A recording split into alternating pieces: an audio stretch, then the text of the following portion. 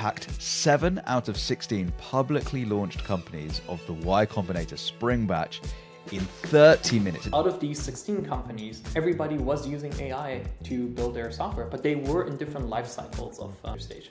But then they added a new feature through just vibe coding, and that ultimately caused a new vulnerability into your system. The reality is the best way to be able to security test new software in the future, as the volume of software is changing, is to look at it from an offensive security standpoint.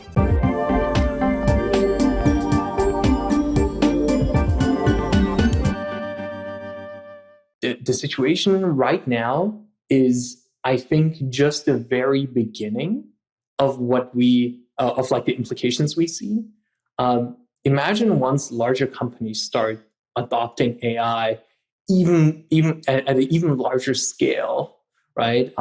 Without thinking about security quite as much, then I think we'll start to see some really, really bad large security breaches.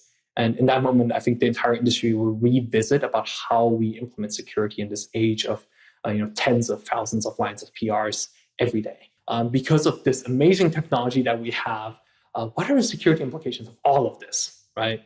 Mm-hmm. And mm-hmm. I then started researching, and there's like this statistic about like how LLMs have been generating code over the last few years, and it went somewhere from like 17% correct, syntactically correct, to like 98% correct last time I checked, which is effectively almost 100%. And then I was like, oh, that's cool. Like, it is getting better at code. That's awesome. But then if you look at the security benchmarks, it's like flat and like just very subtly going down even slightly. And I'm just like wondering, oh, wow. So now we live in a world where we're writing exponentially more code while the security posture of them have not improved. And that basically creates this Swiss cheese of a bunch of holes all over our products, all over the surface area of the product. And who's going to go fix that? Who's going to go find all those issues? It's so much code, right?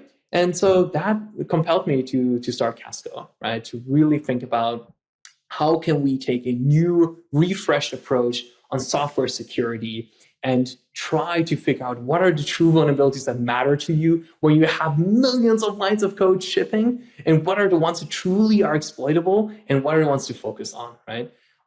That's a little bit of the background there. Yeah, I'm curious. Did it check in your credentials to a Git repo somewhere? No, it did not. Actually, what it did is it copied it and then prepended it into the deployment command with CDK, so that it had the. So even worse, it was actually my batch history now. So those credentials are there. Right. Like It's one of those moments where you don't know. You almost can't be angry because it's so impressive that it actually found a path or a route to it, right? And that's an interesting thing. Like, from a security point of view, there are so many different ways an LLM can kind of come to an answer or find a resolution to a particular issue. It's almost like the WAF style of, that if you imagine an infinite possibilities of solutions, how can you even start thinking about providing guidance or providing some level of, this is right, you can do this, this is wrong, because I guess those rules will change based on any number of different factors. I guess why don't we start talking a little bit about when is the best time to think about security from an LLM's point of view.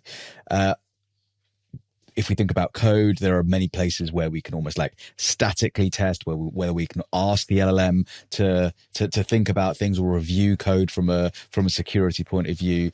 Obviously, the offensive testing is a little bit further right, although I say further right, the way LLMs are building and being able to produce, it's not that far right. It's only a tiny bit more weighting, but should we be looking at security all the way through, or is there a best place to stop and then say, right, now we should test, and this is the best way of testing? What are your thoughts on that? Yeah, I think the software development role is going through this massive compression of skills, right?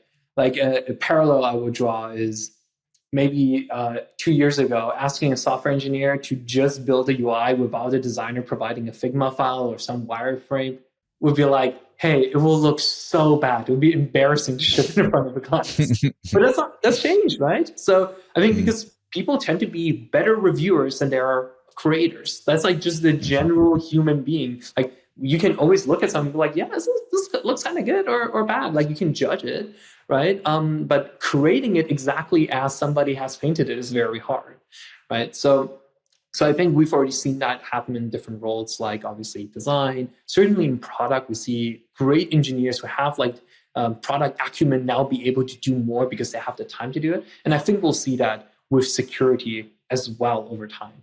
Now, there's some difficulties in security, which is like, obviously there's these static analysis tools that everybody, I think, should just have as like a baseline. Most integrations with GitHub kind of, there's many different integrations with GitHub that kind of brings this out of the box, right? So it should be a very easy switch to flip, if that makes sense.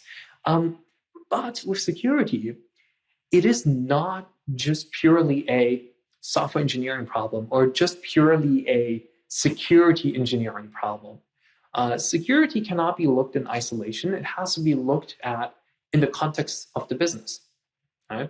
So, for example, if you use a random scanner, if you will, right, for your URLs that you expose on your application, it will flag that, hey, this particular photo URL is public. You must have made a mistake. But what if it's Google Photos and I made that photo public by intention? That is the business decision I have made. And so the lack of semantics in security technologies today is causing all of these false positives, noisy alarms, and people are just swamped with a bunch of different alerts and getting paged without the tool actually being aware of like, oh yeah, this actually doesn't quite matter. It's really not that important because this is what the system was designed to do, right? And so I think we'll see this compression of security into software engineering happen, but will be a little bit slower because there's even more things that we need to kind of tie together, the business context, right? The obviously understanding security paradigms, but also software engineering paradigms. And yeah, the thing I would recommend for people developing with specifications is also just have a little like access control.md file as part of your stack somewhere, where you can just say, hey, this is what I expect my end users to do.